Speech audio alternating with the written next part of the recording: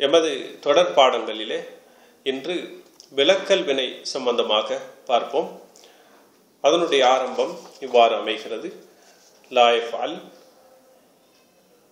லா யஃப்அல், அவன் ஒரு ஆண் செய்ய வேண்டாம். இங்கு லா என்பது வேண்டாம் என்ற அர்த்தத்தை கொடுக்கிறது. அந்த சொல்லுடைய கடைசியில் ஒரு மாற்றம், ஜெசும் வந்திருக்கிறது.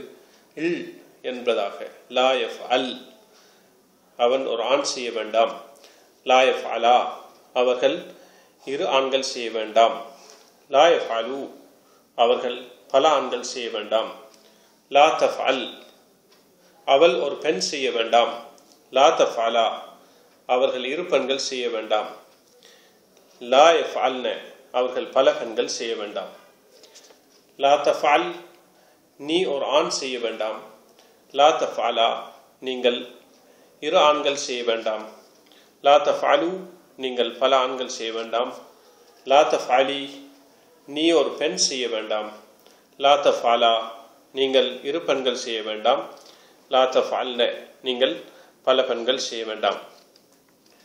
லா யஃப்அல், லா யஃப்அலா, லா யஃப்அலு, லா தஃப்அல், லா தஃப்அலா, லா யஃப்அல்ன, லா தஃப்அல், லா தஃப்அலா, லா தஃப்அலு, லா தஃப்அலி, லா தஃப்அலா, லா தஃப்அல்ன. இந்த விலக்கல் வினையில் மற்றொரு வடிவம் இருக்கிறது. லா யுஃப்அல், அவன் ஒரு ஆண் செய்யப்பட வேண்டாம். லா யுஃப்அலா, அவர்கள் இரு ஆண்கள் செய்யப்பட வேண்டாம். லா யுஃப்அலு, அவர்கள் பல ஆண்கள் செய்யப்பட வேண்டாம். லா துஃப்அல், அவள் ஒரு பெண் செய்யப்பட வேண்டாம். லா துஃப்அலா, அவர்கள் இரு பெண்கள் செய்யப்பட வேண்டாம். லா யுஃப்அல்ன, அவர்கள் பல பெண்கள் செய்யப்பட வேண்டாம். லா துஃப்அல், நீ ஒரு ஆண் செய்யப்பட வேண்டாம். லா துஃப்அலா, நீங்கள் இரு ஆண்கள் செய்யப்பட வேண்டாம். லா துஃப்அலு, நீங்கள் பல ஆண்கள் செய்யப்பட வேண்டாம். லா துஃப்அலி, நீ ஒரு பெண் செய்யப்பட வேண்டாம். லா துஃப்அலா, நீங்கள் இரு பெண்கள் செய்யப்பட வேண்டாம். லா துஃப்அல்ன, நீங்கள் பல பெண்கள் செய்யப்பட வேண்டாம். லா யுஃப்அல், லா யுஃப்அலா, லா யுஃப்அலு, லா துஃப்அல், லா துஃப்அலா, லா யுஃப்அல்ன, லா துஃப்அல், லா துஃப்அலா, லா துஃப்அலு, லா துஃப்அலி, லா துஃப்அலா, லா துஃப்அல்ன.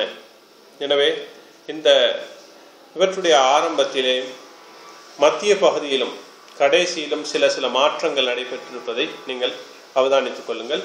ஆரம்பத்திலே லா யுஃப்அல் என்று ஜெசும் வந்திருக்கிறது. லா யுஃப்அலா என்று அங்கு நூன் விழுந்திருக்கிறது. லா யுஃப்அலு, நூன் விழுந்திருக்கிறது. எனவே இந்த மாற்றங்களை நீங்கள் நல்ல முறையில் அவதானித்து இந்த விலக்கல் வினையுடைய இரண்டு வடிவங்களையும் தொடர்ந்து நீங்கள் பயிற்சி செய்யுங்கள். நிச்சயமாக நாளுக்கு நாள் உங்களுடைய அரபு மொழி அறிவிலே மாற்றம் நடைபெற்று கொண்டிருப்பதை நீங்கள் உணர்வீர்கள்.